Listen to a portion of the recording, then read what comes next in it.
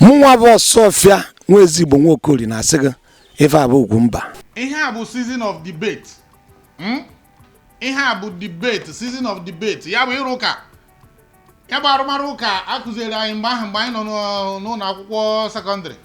Say with these few points of mine, I hope I have been able to convince you and not confuse you, blah blah blah blah blah. Orugo debate kara aka na-apụta.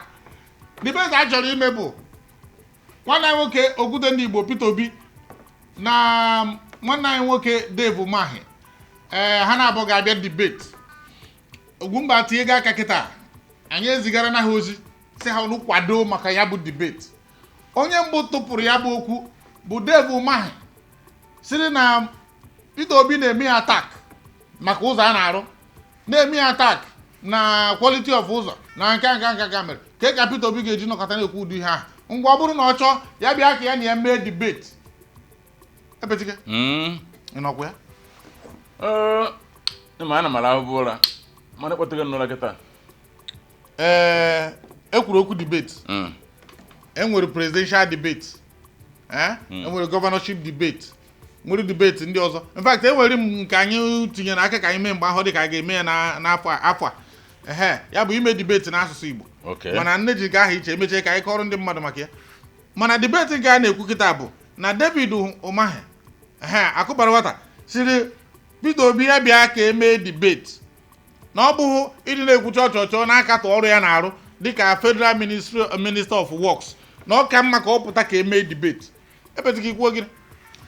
The ekene m. Yeah. Okay, good one no. Because when you like here na eme debate bụ na Peter Gregory Obi nwere ike first of all ọ batara Coastal Highway we charge karat. O say nwanne na ọrụ bụ nke ịnụ ọgụ biko Coastal Highway ego redo ka ma apụrụ ya. Debe change n'ọrụ ka oge ọ bụ igbo ekwu na amụ. O wee jụ asa Coastal Highway olulu ana Igbo. Ọ ka nọkwa na Lagos dịka m hụrụ. Of course no. Coastal Highway across bekwe Lagos. Ime go na fugo na so far. So ihe na-ekwu obodo na ọ bụ na ochi Peter may accept the debate ya. Ife Peter emegode to start with na mbido bụ o nwere ike from get go o Coastal Highway. And e we can finish before na another one. Peter Ajua say when na there governor Ibem na imo na ebuno structural engineer home engineer biko ka njukwa anu go airport ilu na Ebonyi o gini na adani ya aru ewe me ama ngara nka ihe a na debate mba ọkwa nso ha na coordinate ihe a na-ekwu bụ debate a na-eme bụ ọrụ Dave na-arụ dịka Minister of Works nke Ebonyi steeti ga ọ bụrụ na ọ rụrụ airport ndị Ebonyi ekweghị efe na airport ma ọ bụ ndị nwere plane ekweghị efe o nwere ike ọ bụrụ na ndị n'ọka bụ okwu ndị Anambra na-esochi ndị Ebonyi ikekwe na Airpeace na United Nigeria ekweghị aga ebe ahụ so ka hapụ nke ahụ na ihe ajụmajụ ịkpọ na United Airlines na Airpeace na-ekwe ejena a sị m ikekwe maka na ndị Anambra na ndị Ebonyi ọ dabara unu na ajụm plane na ị na-akịta ekwu ofenie plane nwere ike ibu passenger na Abuja Ebonyi na ndị Ebonyi na-agba flight buru ibu na ikwudo etu ahụ a sị m nwere ike som na ha a sị m nwere ike ibu mmadụ na abụ ọ ga-eme nnukwu na ya biko na anọgo m esigo m Enugu na mgbede ofu mbọchị ọ dịka ihe mgbe a na-eme sit at home ekwesịrị ịnọ na Lagos the following day on Tuesday wee pụta gbaa tiketi na Enugu na ana m eme ihe na plane chegide emechara chewe o bụrụ na Godwin mmadụ ka a na-eche ya na ndị otu ya ka ha bata maka na plane anyị ejughị eju onye na-apụtakwa na-abịa eme ha na ya bụ na plane ọ bụrụ ofu onye ọ bụrụ mmadụ na-abụ ọ ga-aganata so na godo load no plane jee Ebonyi elu na Ebonyi ọ na-anata oge ọ bụrụ ofu onye ọ ya wụ ihe na ndị transport company ha ji na double ma ọ bụrụ na o ruo na Christmas maka na ha ga-agba aka wee na-achịta azụ so mana nke ahụ dịgoro iche ihe na-akọrọ bụ na this debate a na-ekwukọta bụ based on ọrụ Dave rụrụ n'okwu ọ dị m ka ga-achị na ikwu ego bido na mbido na Peter Obi ga-emeri na ọ bụrụ na eme ya bụ debate na ebidobeghị ebido akpọbeghịkwa result ana nwere debate ka ndị oge na ọ dị possible ka ị nọgide kịta oke asị na Ugwumba TV na ma nkịta ihe mmekpụ ya maybe ofu nwa tụtụrụ Android phone hello hi na-eme competition ihe onye na-enwe categories Ugwumba na-ebi bụ okay like now hapụ that section of Ugwumba na nke involve na ime obi eziokwu ịma na eziokwu agba ịnọgide isi ka onye na-enwe competition okwana abịa agwa nke bụ eziokwu like ọ bụ na onye na-eme ọ bụ na ọ na-eme aka ntụtụ isi nwanna ọchịka gị na akọwara m dọt ka na-eme aka ntụtụ oge ha sịrata nna aka ọnụ ọ nweghị ike ọnụ because na Peter Obi na onye anyị onweghị gbakọ ha na onye bụ president ka ọ na-azọ onye a na-azọ minista ọ na-arụ minista hụ na-azọ minister of works mana ka njọ ọ bụrụ na ị ga-ekwe Peter Obi ka ọ gaa ya ị ga-enye ndụmọdụ ka ọ pụta for ya bụ debate nke a bụ ajụjụ izizi. Yes, first question bụ ọ bụrụ na debate bido sim Peter Chọ former commissioner for works ya bụ Karisos Erozo ma ihe debate ọ bụ na commissioner ka a na-ekwu n'ihe a na-ekwu bụ Peter bịa jụziri ọnụ ya ka emee debate ka ekwuo ka ọ kọwaa ọfụma na Dave ada arụ maka Dave ihe gbasara ịrụ ụzọ na ịmụrụ ihe na dori anya right from Ebonyi State eji wee kpọọ ya nye Minister of Works ọ dịkwa izi cherukwuru so na kawara coastal highway na ho na arụ na tueke here n'oge ntị ka mgbago ihe a niile bụ na o dogo ewu na ọkụkọ anya na some of these projects government project bụ ihe na akwụfụ that coastal highway ọ dị ka River Niger Bridge second Niger Bridge a ga-arụgide ikekwe mụ na ya akarịgo mgbe ahụ ikekwe ọ bụrụ na anyị anagori a ka na-arụkwe maka ebidoro ya ihe a na-eme bụ ime n'afa nna ndị ọzọ eme na nwana m nsọ ọ bụghị ị ga-ama mgbe agbacha eche mana ebe mụ a na-enyegodo kwugoro aga nke mbụ a na-eme debate ebe e kwuru na for the past 3 years na out of 50 something trillion ka gịnị nwa trillion emere budget for works ogologo ụzọ anyị na ihe release erughị 6% of the money. So ka ezi ihe eji eme debate ụzọ nke a na-arụ n'Enugu to Onitsha that express ọkwa MTN ọkwa contract tax ndị MTN ka eji na-arụ nke emere award mbọchị ọkwa nke Dangote ya bụ ebe ọ bụ na ada emecha budget na ada release ego ka ezi ebe Dave ga-eji weta ihe ọ ga-eji point ọ ga-eji convince anyị na confuse ha anyị na ọ nọ n'ọrụ maka na o doro anya na ihe ọgbụgba oju ozi ọ dịghị ka mgbe ọ nọ na Ebonyi ọ bụ nyanwa na-arụ nta arụ imo nke ọ bụ na o kpebiri ome ya mana kịta bụ ego ọbụla ereliziri nye maka gọọmenti a were etu osi kpọdo isi na ya bụ na echeghị m na ọ hụrụ ihe a gara eme isi Dave na Peter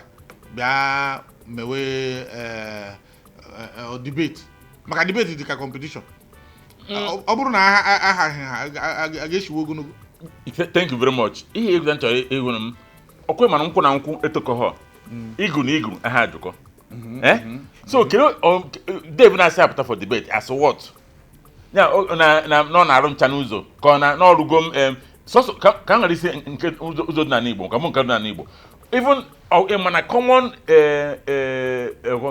Ijebode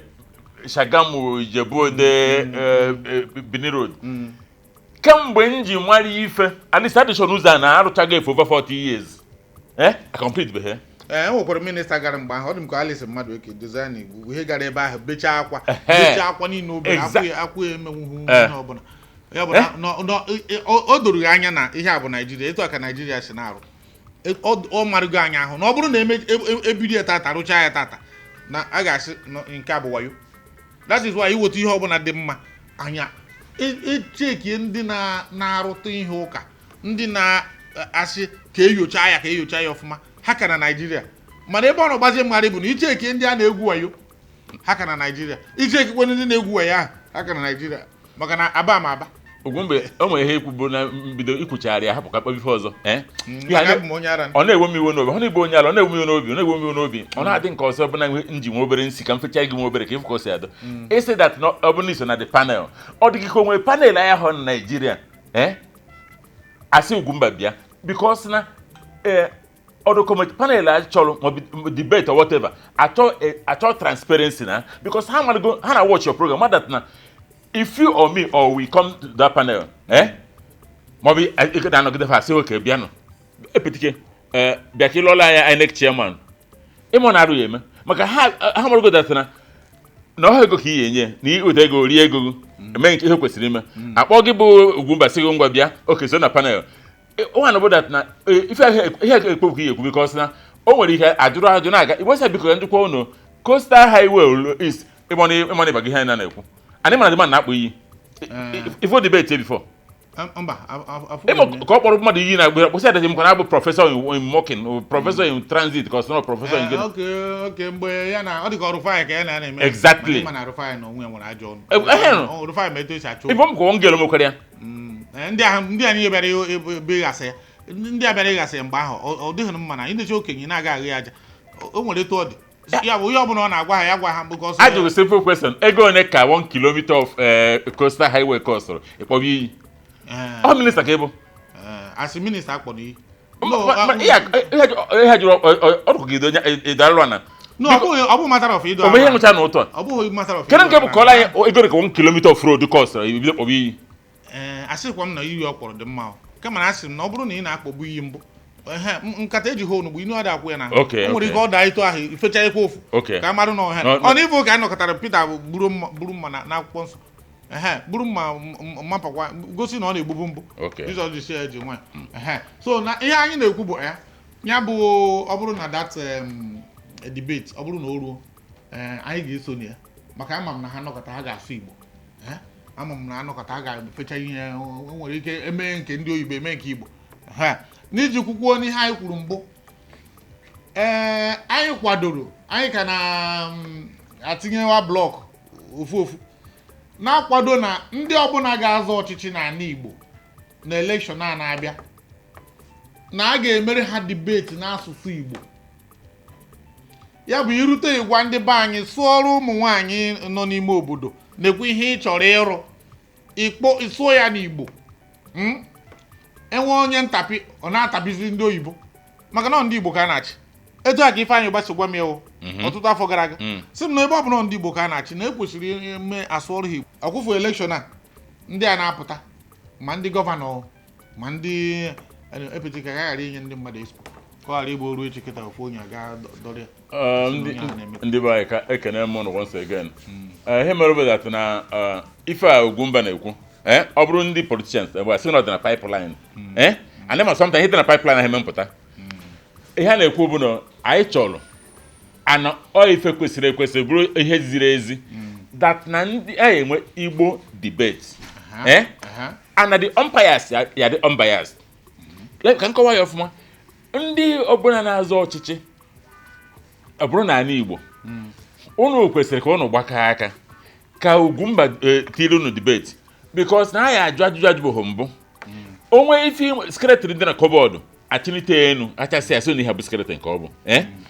anyị mana process like ha mana ha like ha emere that na anya ya eme ya Ugwumba ị na-emebikwa ihe ka iji na-atụpụ oyi ya bụ ihe ka ịmazi ka ha gbaa ọsọ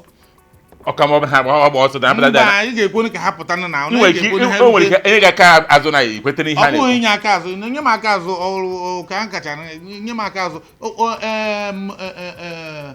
ekere afọ ya ezi ife ọkwa dike sikwara ọ bụrụ na enye gị nata rie etu ụmụaka m na-aga akwụkwọ na ihe na laikiri atinye m ha na private university jiri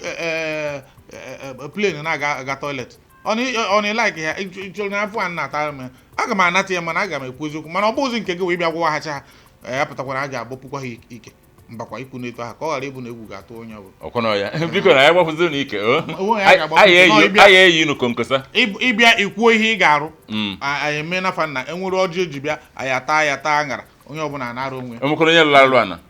no nke ha bụ debate ka ọ bụ onye a ga na-ekwu ihe ọ na-arụ ọ ya bụ ihe dị iche ọ bụ dị debate ike ọnụ ọ na-asụsụ Igbo ijiri na-ekwu ihe ị ga-arụ onye a na-ekwu ihe ọ ga-arụ ọ ya ka o ji bụrụ debate ọ bụghị nke a na-agbapụ mmadụ ike o ruo nke a na-agbapụ mmadụ ike achọrọ ihe eji arụpụ afọ biko ọ sị na ya gbapụ na Father Day not just abịa ikwuo ihe ya arụ acha ya mmanụ cha ya okwuma ka ma ekwena ka nọ ya ara dada mama ọ dị mma na mpịachi biko ọ bụrụ na ị bụ steshọn ọbụla nọ n'ala Igbo ma TV ma redio kwadowe ọfụma anyị nwere ike idetara ụlọ akwụkwọ mgbe na-adịghị anya ka anyị soro tikọọ aka ọnụ maka na ndị a na-achị bụ ndị Igbo ha mechaa nke oyibo ha bịa mee nke ọ bụrụ na e nwere onye na-amaghị asụ Igbo ya pụtara na ya na-abịa ịchụ ndị Igbo ya chere kama ya nye appointment before enye kwukwu mchachi iwu o mere ife obere ihe chọrọ iwu m iwe kịta chere isi emechaa nke oyibo eme nke Igbo asị gịnịzin na debate ya na ana Igbo emechago n'oyibo wee mee na ana Igbo problem anyị nwe na ana Igbo bụ data we are not patriotic enough in the patriotic ndị nke anyị ka m were Anambra steeti anyị mma atụ ịma na gọọmenti ya na-eme ihe na Anambra steeti enwere ABS TV station gọọmenti aha akpọ ha akpọ Herka channels ma ọkpọ ha ga-abịa nụ maka na ọga ha na-eme ihe ị ga-achọ ka eme gị invite na be chere ka m kọwacha nụ gị then anchor abụrụ channels and arise live coverage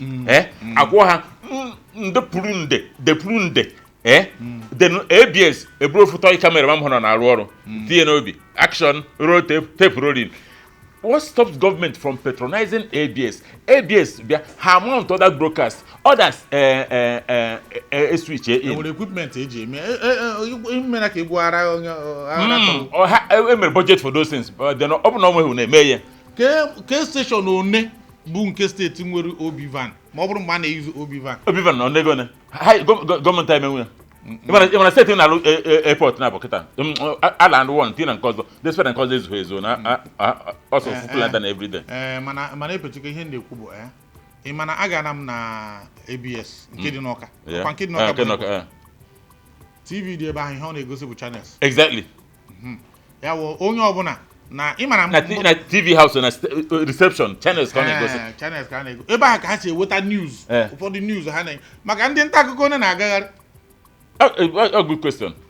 So apart from kita na social media bịagoro dị ọbụ eme ihe na ịga bechata ofu ihe na social media were eme ihe na ndị nta akụkọ one ka e were ọrụ na-aga na ABS na ma ABS ma station ndị ọzọ station emekwa na ma NTA Enugu enweghị Igbo program. Enwe mgbe ofu onye Yoruba nọ bụ na NTA Lagos nara ana Igbo o mechaa Mr. Ajayi ọsị m enwere mụ weta n'Igbo program ka emewe ebe a na enwekwa Igbo program a na-eme epetika ọ dịkwa m ka esi n'ụta banye mmanya na hem na ara abịakwana mụ na ihe a bụ ime obi sometimes a na-agwọ nka ịmere ihe dị n'ọya ị na-agwọ typhoid maka o mere ife nchọpụtazi na expect doctors na Lagos ije ha n'ụlọ ọgwụ na si adọ n'okwesị emeghe asị na typhoid ije deke asị na malaria so na asị oge ije lab ọkụkọ ihe na-eme anyị because na ihe na-aya ndị Igbo hiri nne anyị na-emekọta ha ncha niile a diagnose ya na-achasịsị ka ewetasị ma mmadụ ito isi wee gwọnwụ. Oh, ya ka Chineke ga-eji gozie Igbo Chineke person. Thank you very much. Wama agwago ihe m thank you very much. Okay, welcome very much. Thank you. Ndị ba ikene m. Ya dịba.